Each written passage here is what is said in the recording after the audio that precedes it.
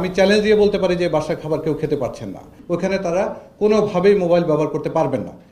শুধু যে বিশেষ বন্দি তা না, যে কোনো বন্দির ক্ষেত্রেই আমরা কোনো ছাড় দিচ্ছি না এবং এটা এনফোর্স করার চেষ্টা করছি। সো এক্ষেত্রে যদি কেউ যদি বলে যে বাসার খাবার খাচ্ছেন, এটা আমি বলবো যে আমি চ্যালেঞ্জ দিয়ে বলতে পারি যে বাসার খাবার কেউ খেতে পারছেন না, এটা আমি আপনাকে নিশ্চিত করে বলতে পারি। কেউ যদি বলেন যে বিশেষ বন্দীরা কারাগারে মোবাইলে কথা বলছেন, আমি আপনাদের একদম দৃঢ়ভাবে বলতে পারি কয়েকটা কারাগারের ব্যাপারে যেখানে আমি বিশেষ ব্যবস্থাপনার মধ্যে রেখেছি, ওখানে তারা কোনোভাবেই মোবাইল ব্যবহার করতে পারবেন না, এটা আমি নিশ্চিত। বাট ওনারা ব্যবহার অন্য জায়গায় করছেন কিনা, বিকজ সকল সময় কিন্তু এই বন্দীরা আমাদের কাছে থাকে না। আপনারা জানেন তারা রিমান্ডে যান, অনেক সময় আদালতে যান, ওই সময় কিন্তু আমাদের কন্ট্রোলে বিষয়গুলো থাকে না।